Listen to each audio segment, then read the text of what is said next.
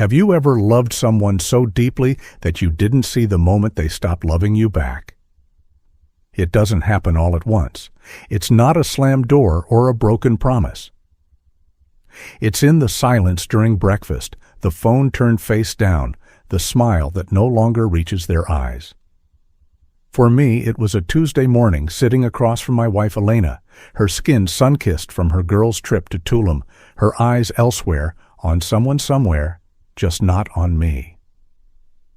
"You wouldn't understand Roy," she said, setting her phone down. "You live in spreadsheets."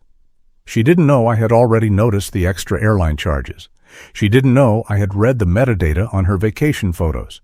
She didn't know I had spent the past 3 months preparing for her exit. I wasn't angry, not anymore. I was calculating, not to destroy her, but to protect myself. If you've ever seen the storm coming and stayed calm while everyone else danced in the sun, this story is for you. Stay until the end. And if any part of this hits close to home, drop a comment. I read everyone. Subscribe if you're the type who plans ahead. My name is Roy Morgan. I'm 48 years old, and I've spent the past 2 decades as a forensic accountant based in Austin, Texas. I don't just work with numbers, I track patterns, behaviors, inconsistencies. CEOs, attorneys, and high net worth clients bring me in when something doesn't add up. I'm the quiet one in the back of the boardroom, reading ledgers like novels and finding the betrayal hidden in decimals. In my world, emotion clouds judgment, so I've learned to be calm, methodical, detached. At work, that mindset made me successful. At home, it made me invisible. Elena and I met 16 years ago at a tax seminar in Dallas. She wasn't in finance, she was in luxury branding, but she said she liked how I thought, said I had anchoring energy. She was bright, spontaneous, stunning, in a way that made other rooms feel dull. I'd always been the background type, the safe choice. Maybe that's what she wanted at the time. We married 2 years later, built a life big house in Westlake, annual vacations to Europe, quiet Sundays with French press coffee and audiobooks. She liked art galleries and wine tastings. I liked spreadsheets and early mornings. We complemented each other, or so I thought. She used to say I was her stability, that she could soar because she knew I'd always be there to catch her. And for years I was. I handled the finances. She handled the social side of our lives. When she wanted to quit her job and reconnect with her passions, I supported her. When she wanted to remodel the kitchen twice, I said yes. Not because I didn't care about the money, but because I thought those things mattered to her. I thought I mattered to her. But something shifted, slowly, imperceptibly. The way she stopped asking about my day. The way she started disappearing into wellness retreats and private yoga intensives. I didn't question it, not at first. I respected her space. I gave her freedom. I believed that trust meant not needing constant proof. It took me longer than I'd like to admit to realize that some people interpret trust not as love, but as weakness. And when they think you're not watching, that's when they start to plan their exit. I wasn't the fool she thought I was. I was just giving her enough rope, and she didn't even see it. It began the way these things always do not, with a dramatic confession, but with a shift in rhythm. Elena started moving through our home like a guest who'd overstayed her welcome. Her good mornings were absent-minded, her kisses mechanical. She started skipping dinner, citing late Pilates or meditation circles. But it wasn't the silence that concerned me. It was the receipts. As a forensic accountant, I've trained myself to recognize patterns long before they form a complete picture. One Friday, I opened our monthly credit summary while waiting for my coffee to finish brewing. At first glance, nothing unusual: groceries, gas, digital subscriptions. But then I saw a $1 $300 charge from a boutique wellness resort in Tulum, booked weeks in advance, during what she'd told me was a last-minute girls' getaway. Another charge caught my eye: $380 for a private oceanfront dinner. 2 guests. Same day. Room service? Possibly. But I kept reading. Over the next few weeks, the spending escalated. Designer luggage, spa treatments that stretched into thousands, $1,000 transfer to an unfamiliar Venmo username, KaiMontero91. She brushed it off when I casually asked, "Oh, that's for a group yoga instructor." We all pitched in. Her smile didn't reach her eyes. Meanwhile, she became lighter. Not physically, but emotionally. Radiant in a way that didn't come from green juices or meditation. She started humming again, something she hadn't done in years. She took selfies at golden hour, posted cryptic quotes about transformation, and finally choosing herself. I knew that kind of glow. I'd seen it in the faces of married clients trying to hide the reason behind their sudden, unexplained withdrawals. Then came the canceled couples trip. Every year in April, we'd gone to Aspen for a long weekend. It was our tradition skiing quiet nights by the fire whiskey in antique glasses. This year, she claimed she needed solo healing. She booked a separate trip instead to the exact same resort in Tulum, alone again. Or so she said. I didn't confront her, not then. Confrontation gives power to the liar. Instead, I listened, watched, let her paint herself into the corner. I started tracking location pings from our shared iCloud account, not obsessively, systematically. She wasn't in yoga classes when she said she was. She was at rooftop cocktail bars, private villas, the same locations tagged by a man named Kai Montero on Instagram, a surf instructor from Costa Rica, 10 years younger, with 1,000 followers and abs sculpted for attention. It was then I understood this wasn't random. It was rehearsed. She wasn't drifting, she was orchestrating an escape. And she wasn't just cheating on me emotionally, she was using the financial structure I'd built to fund it all. The moment I realized that something inside me went quiet, not broken still, focused. This wasn't about heartbreak anymore. It was about mathematics. And mathematics is something I never lose at. There's something coldly comforting about evidence. Numbers don't lie, and unlike people, they don't pretend to feel something they don't. Once I accepted what was happening, I did what I do best. I followed the trail. Quietly, efficiently. No accusations, no confrontations. Just data. The first step was digital forensics. Most people don't realize how much their phones give away. Shared photo libraries, location metadata, calendar syncs, tools designed for connection become weapons in the hands of someone who knows how to use them. I logged into our cloud account, scanned through her trip photos. Most were harmless sunsets, cocktails, wellness quotes. But one set caught my attention, group shots from a secluded beachfront villa tagged private clients only. Elena wasn't alone. She was in those pictures with Kai. It wasn't just his arm around her waist. It was the intimacy in her body language, the way she leaned into him, her smile wide and unguarded. She looked like a woman in love, or at least infatuated. I zoomed in on one photo's background, a table with 2 wine glasses and a dessert meant to be shared. I checked the timestamp, matched it to a charge on our joint credit card, $470, at a restaurant listed under the resort's fine dining division. There was no way to explain that as a group yoga session. Then I opened her email, not to snoop, but because the receipts were under our shared accounts.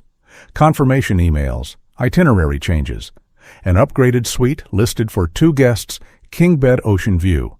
Again, the date aligned with another $1,000 charge. Then came the most damning detail, a flight booking confirmation, 2 tickets, one for Elena Morgan, and one for Kai Montero. They weren't even trying to hide it anymore. She used our points, our shared miles, the benefits I'd accumulated through years of business travel on him. The final straw was the Venmo feed. She wasn't just sending Kai money, she was covering his rent, his phone bill, a gym membership in Austin he didn't even use. She'd linked her own card to his account. That $1,000 transfer, labeled for your dreams, babe. I stared at that message for a long time. It wasn't the betrayal that stung. It was the arrogance, the assumption that I would never notice, or worse, that I was too weak to act. But I was already acting. 3 months prior, when I first sensed something off, I'd begun moving key assets. I opened new trusts under my sister's name, reorganized real estate into separate entities, converted liquidity into asset-protected instruments she couldn't touch without triggering legal consequences. Elena didn't know it, but every dollar she used to fund her affair had already been offset by the protective walls I'd built quietly behind the scenes. I wasn't preparing for divorce. I was preparing for war. And in war, you don't tell your enemy that you know they're coming. You let them charge forward, blinded by overconfidence. You let them take the bait. Because the most satisfying part isn't catching someone in the act. It's letting them think they've won just long enough to make their fall unforgettable. People think revenge is loud, dramatic courtroom battles, shouting matches, flames in the rearview mirror. But real revenge, the kind that endures. It's silent, documented, legal. And it begins months before anyone realizes the storm is already overhead. 3 months before Elena's second trip to Tulum, I began shifting assets. Not out of spite, not even out of fear, out of habit. You see, I've worked with men who lost everything because they waited too long to act. I wasn't going to be one of them. The day I saw that first $1,000 spa charge for retreat aromatherapy, I made a call to a private estate attorney I'd worked with on a corporate case. I didn't mention Elena. I didn't need to. I simply said, I want to bulletproof everything I've built. First, we created an irrevocable trust funded with the equity from our Westlake house, the brokerage accounts, and a portion of my business shares. The trust wasn't under my name. It was under my niece's, a dental student, with no interest in family drama. Second, we transferred ownership of my firm's intellectual property into a holding company registered in Delaware. Finally, I converted all future business income into deferred payments rooted through a separate family trust with a sunset clause that matured 5 years later. Every move was clean legal, traceable, and completely invisible to someone not looking. The only shared account that remained accessible was our household checking account, groceries, utilities, basic expenses. I left it alone on purpose. If she was going to siphon anything, I wanted it to come from there. It made tracking her actions that much easier. But here's the most ironic part: she helped me do it. When I needed signatures to finalize the trust transfer and tax reclassification documents, I told her we were restructuring for estate efficiency and liability shielding. Her eyes glazed over halfway through the sentence. She didn't ask questions. She never read the fine print. Just signed and went back to scrolling on her phone, texting someone I assume now Kai about the paradise escape they were planning. She probably thought she was being clever, playing a double life. She didn't know the pen in her hand was sealing the door behind her. The vehicle she drove, transferred. The house she decorated, retitled. The savings account she once called our Freedom Fund, gone now locked inside a family annuity plan that matured only under specific conditions. I even reassigned the life insurance beneficiary to my business partner, pending final review. Every corner had been checked, every loophole closed, all of it done with calm precision without confrontation. There was no yelling, no emotional breakdown, just asset protection disguised as tax planning. She didn't lose anything because legally she never owned it to begin with. By the time she posted that photo on Instagram, her in a bikini, Kai's reflection in her sunglasses, captioned, "Finally choosing myself," it was already too late. She thought she was escaping with half a kingdom. What she didn't know was the kingdom had quietly relocated, the drawbridge pulled up behind her. And I stood on the other side, watching the sea rise around the sandcastle she thought would last forever. It was a Thursday afternoon when it happened, overcast, unremarkable. I was in a conference room downtown finalizing a compliance review for one of our long-standing clients when my phone buzzed twice in rapid succession. I glanced down, expecting a scheduling update or a calendar reminder. Instead, I saw her name. Elena.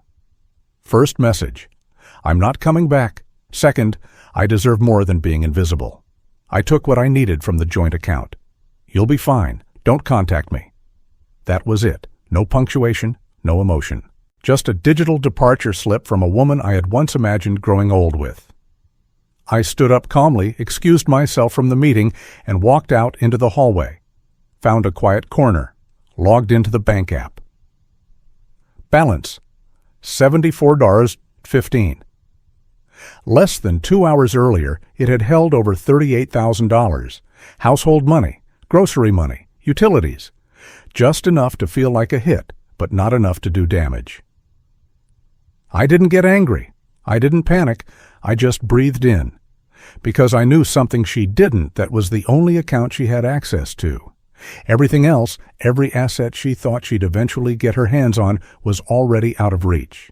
She thought she had caught me off guard, that I'd stumble spiral beg. What she didn't realize was that she was 6 months late to a game I had already finished playing. That evening, I returned to the house. The front door was locked, lights off. Quiet. The echo of emptiness. Her clothes were gone. Jewelry drawer emptied. Passport missing. She'd taken her favorite travel bag, the one she used for weekend escapes, and vanished like a ghost, leaving no footprints behind. Except this time, the ghost had stolen a piece of my life on the way out. On the dining table was a single wine glass, still half full. She hadn't even bothered to clean up. I didn't touch it. I didn't walk around the house calling her name. I went to my home office, opened the drawer where the documents were filed, every transfer, every trust, every time-stamped signature. It was all there. I wasn't the man abandoned. I was the man protected. The next morning, I received an email from an unfamiliar address, Kaufman@silvermanlegal.com. The subject line, Divorce Proceedings. Elena Morgan. The message was brief. Her attorney was requesting full asset disclosure, proposing a preliminary support arrangement, and stating that, as Texas is a community property state, our client is entitled to half of all marital holdings. I smiled. That word entitled was going to age badly. I forwarded the email to my own attorney, Marcy Lerner, with a short note, game on. Everything's already in motion. 2 hours later, Marcy responded. They're assuming all your assets are still joint. Let them. We'll let discovery take care of the rest. Elena had planned her departure like it was a vacation, fast, dramatic, and just impulsive enough to feel like freedom. But this wasn't a vacation. This was a legal terrain, and she'd entered it barefoot. She thought she had walked away with the prize. But all she had done was lock herself out of everything that actually mattered. And I wasn't going to fight her. I was just going to let the law speak for itself. Because when you build the castle yourself, no one gets to steal it while you're still inside. By Monday, things were moving fast. Elena's attorney, Kenneth Hoffman, partner at a mid-tier downtown firm known more for flash than finesse, sent over a second email marked urgent. He wanted immediate financial disclosures, joint asset listings, and a temporary spousal support agreement. The tone was smug, like they'd already done the math and assumed I'd just quietly fold. Marcy, my attorney, barely blinked. Let them build their case on sand, she said, sliding a folder across the table in her conference room. Inside were copies of the irrevocable trust filings, the property transfer certificates, and time-stamped signatures, Elena's included. We don't fight with emotion. We win with paper. And we had the paper. Everything had been structured with surgical precision. The house transferred 6 months ago into a family trust under my niece's name. Brokerage accounts. No longer in my name, now held in separate retirement instruments with matured vesting triggers. Business ownership moved to a holding company through a Delaware LLC, completely shielded from marital distribution. Every change was legal filed, and most importantly signed by Elena herself. That afternoon, Hoffman called for a video meeting. His face was tight, practiced. Elena was seated next to him, off camera, her voice floating in, occasionally urgent, unsure. He opened the conversation with practiced confidence. Mr. Morgan, my client, is entitled to half of the marital estate. As a community property case, you'll need to cooperate in splitting assets fairly and transparently. I leaned forward. And which assets would those be, Mr. Hoffman?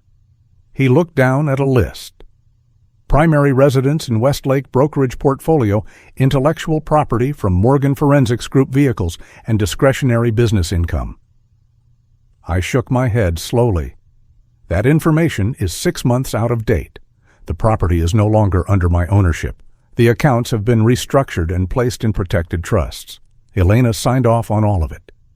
The pause was sharp. She didn't understand what she was signing, he said carefully. Marcy smiled. Ignorance doesn't nullify legality, Mr. Hoffman. She had every opportunity to ask questions. She chose not to. He muttered something under his breath. Elena's voice cut in, uncertain now. That's not fair. I didn't know you were hiding things. I wasn't hiding, I replied calmly. I was planning. You just weren't paying attention. Then Marcy laid the final card on the table. A compiled document showing Elena's use of joint marital funds to pay for Kai's rent, personal expenses, and even his visa application fees. 6 months of itemized evidence, Venmo transfers, hotel stays, international flights, all traceable to joint accounts, and my business card. She hadn't just been cheating, she'd been funding another man's lifestyle on my dime. Your client has not only abandoned the marriage, Marcy said, she's dissipated marital assets. That alone disqualifies her from any claim beyond what she already stole. Hoffman shifted in his seat. Elena's voice cracked through again, this time quieter, almost pleading. Can we just talk off record? I didn't answer, because this wasn't personal anymore. This was the law. And in the eyes of the law, the beach photos and yoga retreats meant nothing. But signatures bank, records fraud. Those speak louder than any excuse ever could. The mediation was scheduled for the following Thursday at Marcy's office. I arrived early, dressed like it was just another day at work. Navy jacket, no tie-com. Elena walked in 15 minutes late, her hair perfectly styled, makeup flawless. But something in her eyes had shifted. That spark of control she always carried. It was dimmer now. She avoided looking at me. Kai wasn't with her. I hadn't expected him to be, but I wondered if she did. He had no stake in this process, at least not legally. But I imagined he was watching from somewhere, waiting to see if the woman who promised him a new life could deliver. Hoffman opened the meeting. His voice lacked the swagger from earlier emails. Our client is here in good faith. She believes there is still room for a fair agreement. Marcy didn't blink. She pulled out a thick folder and began laying the contents on the table. Bank statements, credit card reports, hotel invoices, Venmo transfers, emails, side by side. Annotated, dated, cross-referenced. Elena Morgan, she began, used joint marital funds to finance another man's rent, his lifestyle, his travel, and his visa fees over a 6-month period. The documentation is clear. We are prepared to present this in court if necessary, but we believe both parties would benefit from avoiding a full trial. Elena shifted uncomfortably. It wasn't like that, she muttered. Marcy ignored the interruption. Our offer is this. You keep the $38,000 you withdrew before you left. In exchange, you sign a complete release of claim to all remaining marital assets. No spousal support, no further division. Clean break. Hoffman hesitated. That's unorthodox. It's generous, Marcy replied. Given the circumstances, she should be grateful we're not pursuing restitution. Elena finally spoke. Her voice was softer now. I made mistakes, but I deserve something. We were married for 16 years. I looked at her for the first time that morning. You were married to a man who protected you, provided for you, and trusted you. And you used that trust to sponsor a boy's lifestyle while planning your escape. What exactly do you think you deserve? Silence. Then, after a long pause, Hoffman said, We'll consider the offer. You have 48 hours, Marcy said, packing the documents. After that, we proceed to court. As they left, Elena turned back. Her expression wasn't angry or bitter. It was hollow. She had gambled everything on a fantasy and watched it evaporate under the weight of facts. The mask she wore for years had slipped, and underneath wasn't a victim. It was just a woman who thought no one was paying attention. 3 days after the mediation, Hoffman called Marcy to accept the offer. Elena would keep the $38,000 she had taken from the joint account, nothing more. No claim to the house, no access to the trusts, no spousal support, just a quiet signature and a sealed file. It was done. I didn't celebrate. There was no satisfaction in her loss, only a strange, heavy calm in finally seeing the truth for what it was.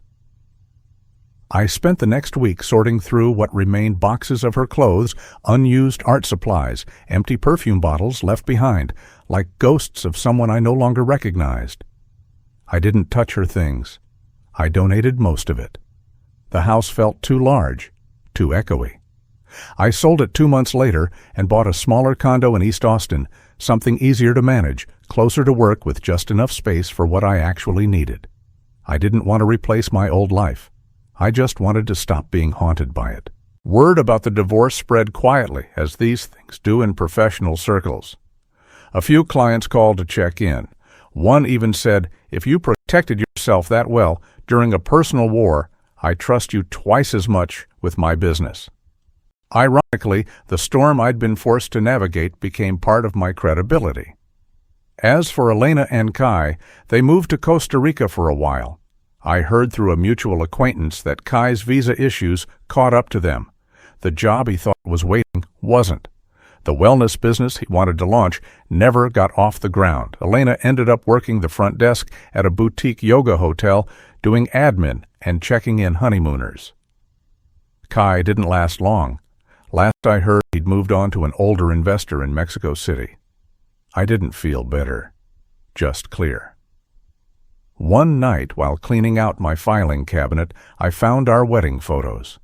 Her face in those pictures was lit with youth, with hope, and mine still steady, grateful.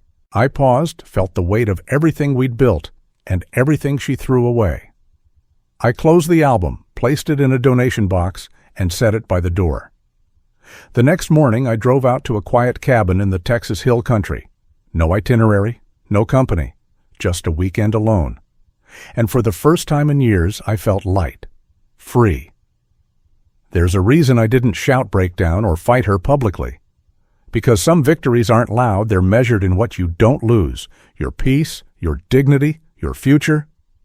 I've worked with hundreds of men over the years, CEOs, investors, family men who built everything with their bare hands only to watch it unravel because they trusted blindly and prepared poorly. What happened to me wasn't unique. What made the difference is that I acted early and without emotion. I didn't let anger make decisions for me. I let structure do the work. So here's what I'll tell you. If something feels off, don't confront it with noise. Confront it with preparation. Read what you're signing. Protect what you're building. Because the moment you believe loyalty is permanent, you've already handed someone else the keys to everything you've earned. And if you've ever been in Roy's position or close to it, drop a comment and say, "I protected myself too." Your story might be the one that helps someone else do the same. If this story meant something to you, stay tuned. Subscribe for more. Not for drama, but for strategy clarity and real outcomes. Sometimes the best revenge is not what you say. It's what you never have to explain.